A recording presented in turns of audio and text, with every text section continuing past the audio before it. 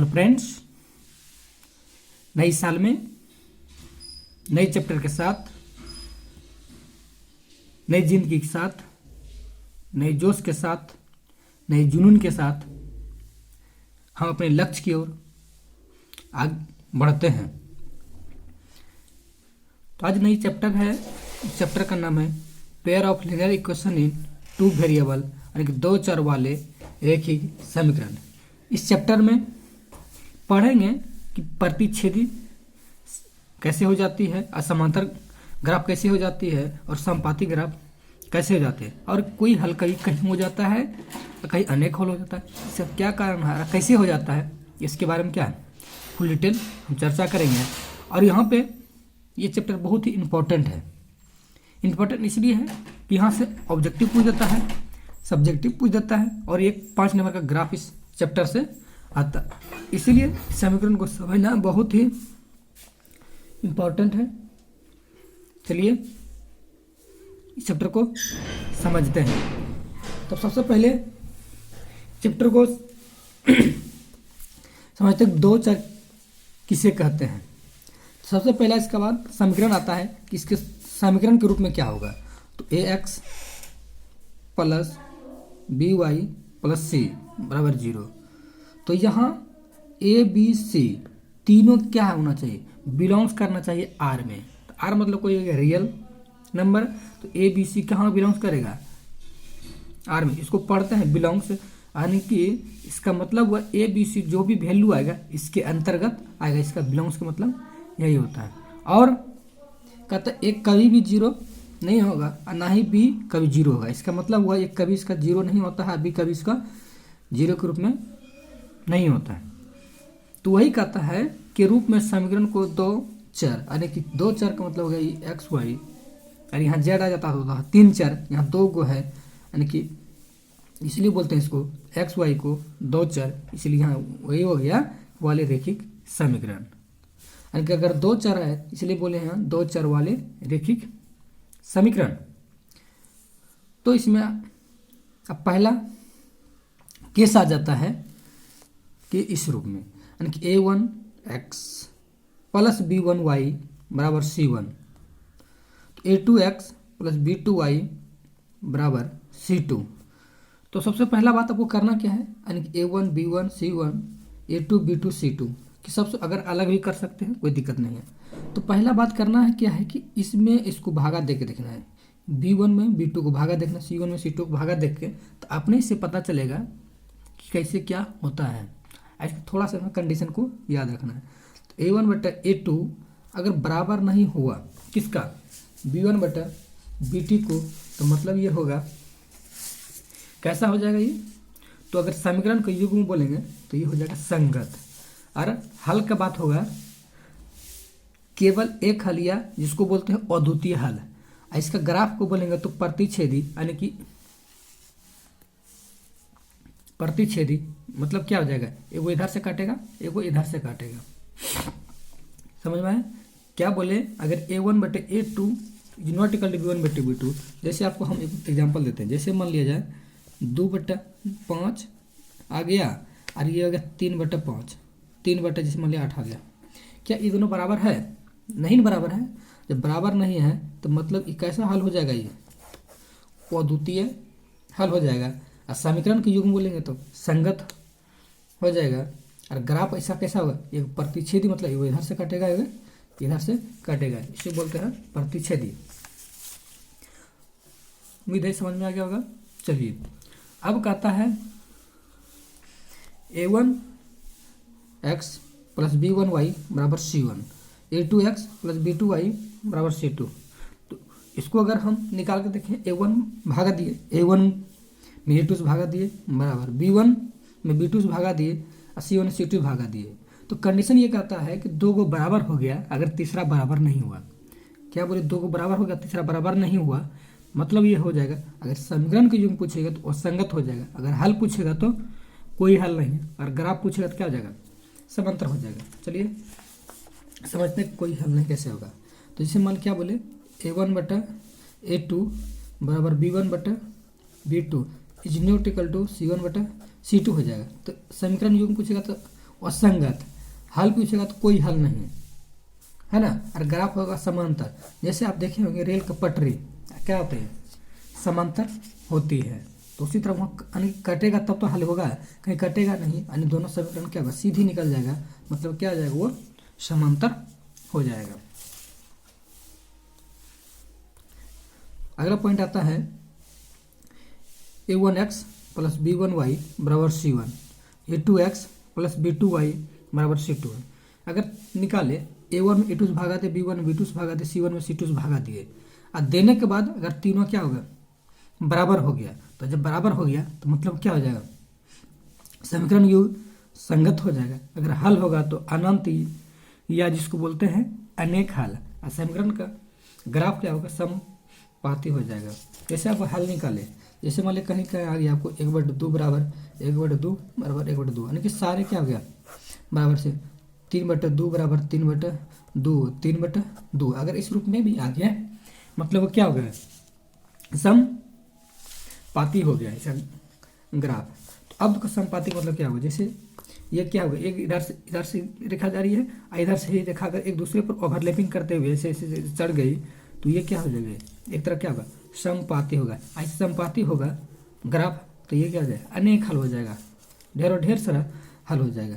और समीकरण के जो पूछे तो क्या हो जाएगा, ये संगत हो जाएगा। चलिए उम्मीद है तो क्या हुआ, ये वाला समझ में आ गया होगा। चलिए हम इसका कुछ सवाल भी लिए हैं, ले आगे की पॉइंट और समझते हैं।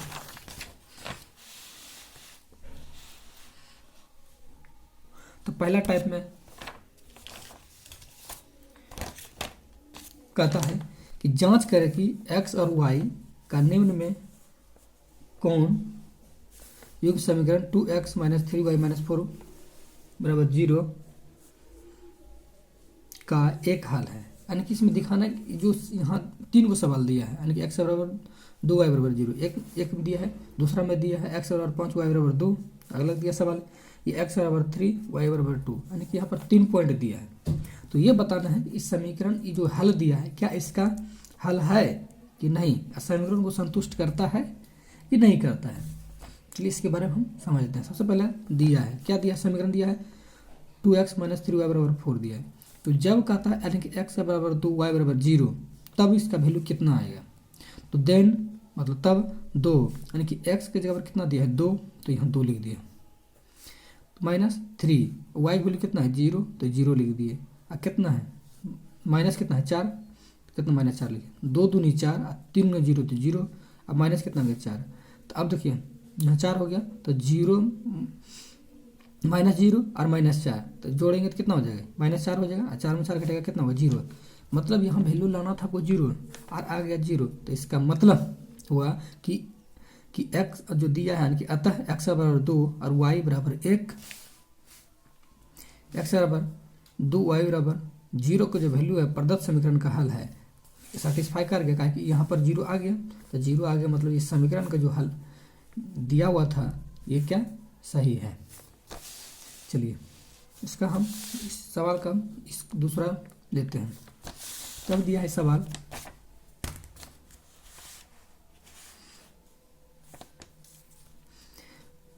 (2x - 3y - 4 बराबर 0). अब ये हल दिया है कि x बराबर 5 y बराबर 2, क्या सेटिस्फाई करता है, संतुष्ट करता है समीकरण को। तो 2 गुना x के जगह पर कितना रख देते हैं 5 माइनस 3 गुना x y के जगह पर कितना है 2, अब माइनस कितना होगा 4, 5 दूनी 10, 3 दूनी 6 -4। तो अब देखिए माइनस माइनस कितना होता है प्लस, 6 4 कितना होगा 10, और 10 में 10 घटाए कितना होगा, ये हो गया 0। अतः 0 हो गया, मतलब इस समीकरण का जो 0 लाना था ये संतुष्ट कर रहा है, यही लिखे हैं। अतः x बराबर 5 y बराबर 2 प्रदत्त समीकरण का हल है। तो अगला टाइप में कहता है कि दिया है समीकरण दिया था कितना 2x - 3y - 4 बराबर 0, जब यानी कि x बराबर 1 y बराबर 2, तब समीकरण में क्या हल होगा। तो 2 गुना 1 माइनस 3 गुना 2 -4, तो 2 गुना 1 करेंगे कितना हो जाएगा 2 हो जाएगा, और 3 गुना 2 करेंगे कितना हो जाएगा ये 6 हो जाएगा, अब -4। तो अब देखिए हम -6 -4 माइनस माइनस प्लस, लेकिन चिन्ह होता है माइनस, छः चार कितना हो जाएगा 10, और यहाँ कितना है 2, तो 2 में से जब 10 घटाएंगे कितना हो जाएगा -8, तो 8 यानी कि ये कितना होगा 0 के बराबर है, मतलब ये 0 के बराबर नहीं है। इसका मतलब हुआ अतः जो दिया है कि x बराबर 1 y बराबर 2 प्रदत्त समीकरण का हल नहीं है। ये बात को आपको क्लियर होना चाहिए। उम्मीद है ये सवाल आपको समझ में आ गया होगा। अगर इतना हम समीकरण को लिए हैं, अगर उतना आप कर लेते हैं, आपको कहीं कोई सवाल में दिक्कत नहीं होने वाला है, मेरा ये विश्वास रहेगा।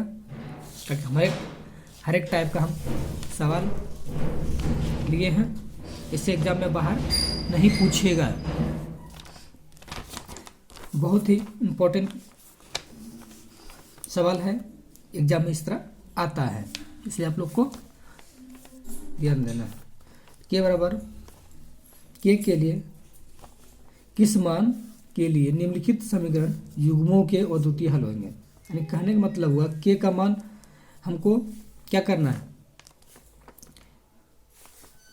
किस मान के लिए ये जो हल है अद्वितीय हल के लिए निकालना है।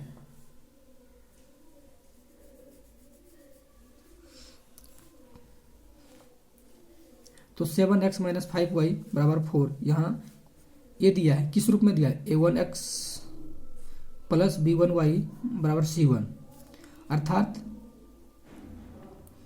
a1 कितना, इसके सामने वैल्यू कितना हो गया, ये 7 हो गया, b1 के वैल्यू के सामने कितना हो गया -5 हो गया, c1 के वैल्यू के सामने कितना हो गया, ये 4 हो गया। फिर ये दूसरा समीकरण दिया है 4x + ay बराबर 5, a2x + b2y बराबर c2 लिख दे, तो इसका मतलब होगा a2 के सामने कितना हो गया 4, b2 के सामने कितना हो गया a, और c2 के सामने कितना हो गया 5 हो गया। तो अब हमको पता चल गया a1 भी पता चल गया, b1 भी पता, c1 भी पता चल गया, यानी कि a2 पता चल गया, b2 पता चल गया, और हमको कितना पता चल गया, c2 पता चल गया। तो पता चल गया, सबसे पहले दिया क्या है, अद्वितीय हल दिया है, और हम बता चुके हैं कि अद्वितीय हल का कंडीशन क्या होता है। तो अद्वितीय हल का कंडीशन होता है a1/a2 is not equal to b1/b2। तो हम क्या करते हैं, a1 का मान रख देते हैं, a1 का मान कितना है यहाँ पे देख लीजिए 7, और a2 कितना वैल्यू है यहाँ 4, तो 7/4 हो गया। कहता है इज नॉट इक्वल टू, इसका बराबर नहीं है, यानी कि b1 की वैल्यू कितना है -5 और b2 वैल्यू कितना है यहाँ a है। तो b2 वैल्यू अगर a है तो कितना होगा, cross multiply 7 Guna a 7a, तो 4 5 20 -20 हो गया। तो इसीलिए a बराबर इज नॉट इक्वल टू कितना -20/7, यानी कि जो भी 4 के साथ गुना जो होता है वो क्या था, ये बटा के रूप में आ जाता है, यानी कि a बराबर निकला। इसका मतलब यहाँ के नहीं होगा, यहाँ क्या हो जाएगा, तब ये ए हो जाएगा। थोड़ा सा मिस्टेकिंग, इसके लिए हम क्षमा मांगते हैं। तो इसका मतलब हुआ कि ए का जो वैल्यू हो गया -20/7 आंसर हो गया, इस तरह एग्जाम में आता है। चलिए अगले टाइप में अगली तरह का क्वेश्चन लेते हैं। अब कहता है के का मान ज्ञात करें जिसके लिए निम्नलिखित समीकरण कोई हल नहीं है, निकाय का कोई हल नहीं है, यानी कि इसमें कंडीशन बता दिया कि कोई हल नहीं है, तो समीकरण दे दिया है। तो 3x - y - 5 बराबर 0।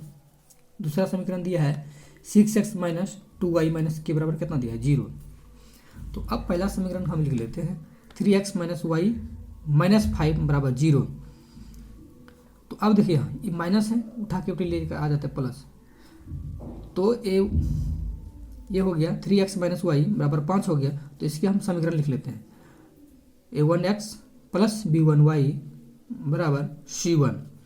तो अब देखते हैं कि यहाँ a1 के सामने कितना हो गया, तो a1 के सामने हो गया 3, b1 के सामने कितना, कुछ नहीं था, यहाँ -1 का गुणज है, यहाँ -y लिखा हुआ है, लेकिन कुछ नहीं रहता है तो 1 रहता है, इसीलिए हम क्या हो गया b1 वैल्यू कितना हो गया -1, c1 का वैल्यू कितना गया 5 हो गया। और दूसरा समीकरण दिया है 6x - 2y - के बराबर 0। तो अब इस के को उठा के ये पट्टी लेके आ गए, तो प्लस में हो गया, जो माइनस में रहता है पट्टी वो उठा के अपने लेकर जाना क्या था, प्लस में कहा कि बाउंड्री आपको बहुत बार बता चुके हैं कि बाउंड्री बहुत इंपॉर्टेंट होता है। इधर से माइनस रहेगा तो उठा लेंगे इधर प्लस, इधर से अगर मान प्लस रहता है इधर उठा के लेकर आता क्या हो जाता है, माइनस हो जाता है। तो a2x प्लस b2y बराबर कितना हो गई c2। तो इसका मतलब हो गया कि a2 के सामने कितना हो गया मेरा 6, b2 के सामने कितना हो गया -2 और c2 के सामने कितना हो गया ये k हो गया। तो अब कहता है कंडीशन कि निम्नलिखित समीकरण के निकाय का कोई हल नहीं है, यानी कि ये कंडीशन बता दिया है कि निम्नलिखित समीकरण के निकाय का कोई हल नहीं है। तो कोई हल नहीं है मतलब a1/a2 is not equal to b1/b2 कभी बराबर नहीं है किसका, c1/c2। क्योंकि हम जानते हैं कि अगर दो को बराबर एगो तीसरा अगर बराबर नहीं होता है तो वो कोई हल का कंडीशन का पालन करता है। तो चलिए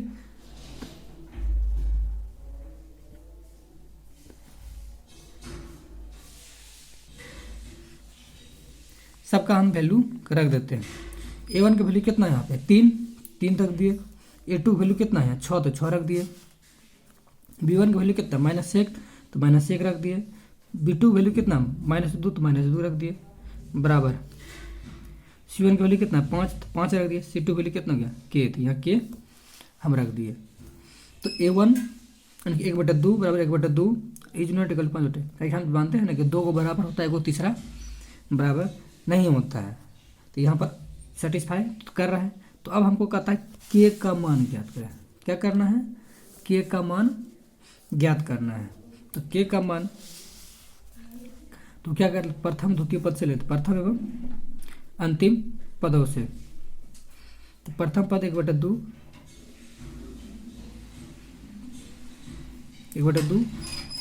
और अंतिम पद कितना हो गया 5/k। तो जब गुना करें क्रॉस मल्टीप्लाई 5 दूनी 10 1 गुना k तो k हो गया। तो क्या बोले 5 दूनी 10 k गुना 1 बराबर कितना हो गए k, इसीलिए k के वैल्यू हो गया 10, यानी कि k कभी बराबर किसका नहीं है 10 के बराबर नहीं है, इसका ये आंसर हो गया। उम्मीद है इस तरह को क्या होगा सवाल आपको समझ में आ गया होगा। हम आगे की और सवाल भी लिए हैं।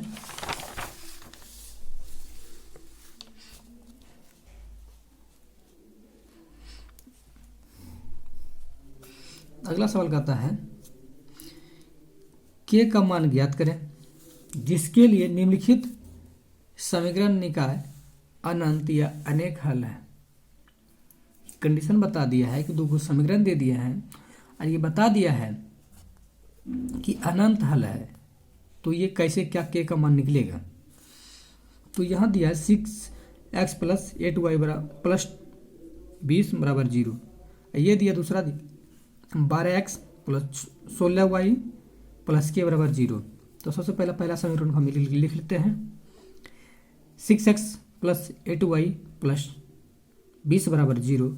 तो इसको हम क्या करते हैं उठा के लेकर आ जाते हैं, लिख देते हैं, यानी कि 6x plus 8y plus side पर उठा के क्या हो गया माइनस हो गया, यानी कि a1x प्लस b1y बराबर कितना हो गया c1 लिख दिए। तो यहाँ इसका मतलब एक a1 के सामने कितना यहाँ 6 तो 6 लिख दिए, b1 के सामने कितना 8 है तो 8 लिख दिए, c1 के सामने कितना हो गया यहाँ पर 20 तो कितना लिख दिया हम 20 लिख दिए। तो अब हम दूसरा समीकरण ये दिया है कितना दिया 12x plus 16y plus k बराबर 0,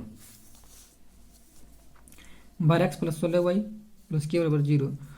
तो यहाँ k को हम उठा के बेटे ले गए, यहाँ प्लस था तो ये उठा के बेटे लेकर आते हैं तो क्या आ जाता है यहाँ पे माइनस हो जाएगा। यहाँ हो गया a2x plus b2y plus c2 बराबर कितना हो जाएगा k। तो यहाँ इसका यानी कि a2 के सामने कितना है यहाँ पे 12 तो 12 लिख दिए, b2 के सामने कितना है 16 तो 16 लिख दिए, c2 के सामने कितना है माइनस k है, क्या करते हैं k को लिख दिए। हमको a1 b1 c1 a2 b2 c2 सारा चीज़ क्या आ गया पता हो गया। जब पता हो गया तो हम चलिए इसको निकालते हैं। तो इसमें दिया हुआ है क्या एक कंडीशन कि समीकरण निकाय का क्या अनंत यानी कि अनेक हल है। अनेक हल कंडीशन हम जानते हैं कि क्या होता है a1/a2 बराबर b1/b2 बराबर c1/c2। ये क्या होता है, इसका कंडीशन कहता है कब, जब अनंत हल होता तब। यानी कि अगर छोड़िए पहले, अगर ये बराबर नहीं रहता तो क्या होता है, अद्वितीय हल हो जाता है। अगर दो वो बराबर, तीसरा बराबर नहीं होता है तो क्या होता है, कोई हल नहीं होता था। अगर तीनों बराबर होता है मतलब अनंत हल हो जाता है, यानी कि अनेक हल हो जाता है, अनेक संपाति हो जाता है इसका ग्राफ। तो अब देखिए A1 का वैल्यू कितना है, 6 थी, यहाँ 6 लिख दिए। A2 का वैल्यू कितना है, 12 थी, यहाँ 12 लिख दिए। B1 का वैल्यू कितना, 8, तो 8 लिख दिए। B2 का वैल्यू कितना है, 16, तो 16 लिख दिए। C1 का वैल्यू कितना है, 20 है, तो 20 लिख दिए। यानी कि के वैल्यू कितना, माइनस, C2 वैल्यू कितना, माइनस के, तो माइनस के लिख दिए। अब देखिए कटा दीजिए, 6 दूनी 12, 6 दूनी 12, 8 दूनी 16, कितना 1/2, ये भी कितना 1/2, ये तो कटा ही नहीं, माइनस माइनस सिर्फ कटा, तो माइनस माइनस कहानी खत्म हो गई, तो कितना बचा 20/k हो गया। तो अब क्या कीजिए, कोई भी दो पद ले लीजिए। अब या तो तीन को पद है, 1 2 3 पद है, 3 पद में किसी दो पद को ले लीजिए। द्वितीय और तृतीय भी ले सकते हैं, प्रथम और अंतिम भी ले सकते हैं, जिसको बोलते हैं तृतीय पद में है। तो हम क्या किए हैं, प्रथम और अंतिम पदों से ले लिए, प्रथम एवं अंतिम पदों से। तो 1/2 बराबर 20/k, तो यहाँ क्रॉस मल्टीप्लाई किए, 1 गुना के करेंगे तो क्या हो जाएगा, 20 गुना 2 करेंगे कितना हो जाएगा, यहाँ 40 हो जाएगा। इसलिए के बराबर कितना हो गया आंसर इसका, 40 आंसर हो गया। अगर इस तरह अगर सवाल कर लेते हैं तो आपको एग्जाम में एकदम हलवा की तरह सवाल नजर आएगा, उनके लगेगा ये सब तो हम मेरे लिए बच्चा है। आपको देखते ही आंसर इसको दिमाग में क्या आ गया, घूमने लगेगा। इसीलिए थोड़ा सा वीडियो तो लंबा होता है, लेकिन हर एक टाइप का सॉल्यूशन अगर कर लीजिएगा आपको कहीं कोई दिक्कत नहीं होगा। इसीलिए वीडियो को थोड़ा सा धैर्यपूर्वक बना कर देखिए। और आप लोगों का एग्ज़ाम बहुत नज़दीक है, इसीलिए क्या होगा, आप लोग आराम से पढ़ते रहिए। और कोई दिक्कत हो आप हमसे कांटेक्ट कीजिए, आपका सारा समस्या का समाधान हो जाएगा। अभी तैयारी भी नहीं हो पाया है तो हमसे कांटेक्ट कीजिए, आपको तैयारी हम बहुत अच्छी तरह से अभी भी हम करवा देंगे। चलिए आगे कर, A1/A2, B1/B2 और C1/C2 के अनुपात की तुलना करके ज्ञात करें कि निम्नांकित रैखिक समीकरण युग्म संगत या असंगत है। तो इसमें पूछ दिया है कि संगत है कि असंगत है। तो चलिए इसके बारे में हम चर्चा करते हैं। समीकरण दिया है 3/2x प्लस 5/3y बराबर 7, यानी कि 9x माइनस 10y बराबर 14। एक सवाल दिया है। दूसरा सवाल कहता है 2x माइनस 3y बराबर 8, 4x माइनस 6y बराबर 9। दूसरा सवाल दिया। तीसरा सवाल दिया है 4/3x प्लस 2y बराबर 8।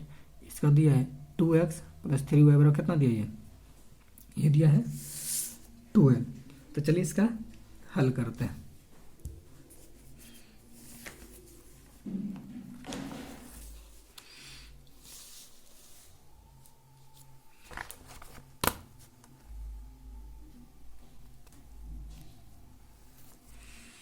तो पहला सवाल का हल करते हैं। तो पहला सवाल इसमें दिया हुआ है, कितना दिया हुआ है देख लीजिए आप, इतना दिया है, इतना दिया है, दो रैखिक समीकरण दिया हुआ। अब इसका हल करते हैं। कितना हो गया ये 3/2x प्लस 5/3y बराबर 7।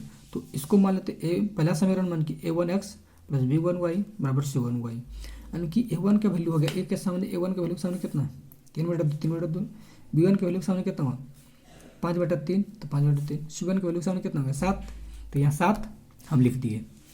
तो अब फिर इस समीकरण लिखा चल दूसरा समीकरण 9x माइनस 10y बराबर 14, यानी कि A2x प्लस B2y बराबर C2y कितना हो गया, यानी कि A2 वैल्यू कितना 9, B2 वैल्यू कितना माइनस 10 और C2 वैल्यू कितना गई 14। तो अब क्या करते हैं A1/A2 वैल्यू निकाल लेते हैं। तो A1 की वैल्यू कितना है यहाँ पे देख लीजिए 3/2 और A2 वैल्यू कितना 9, 3/2/9, यानी कि 3/2 यहाँ 21 में चल जाएगा तो यहाँ गुना हो जाएगा, 3 3 9, तो 3 दूनी कितना हो जाएगा 6 हो जाएगा। B1 बटा B2 वैल्यू कितना होगा, B1 वैल्यू कितना है 5/3, 5/3 हो गया।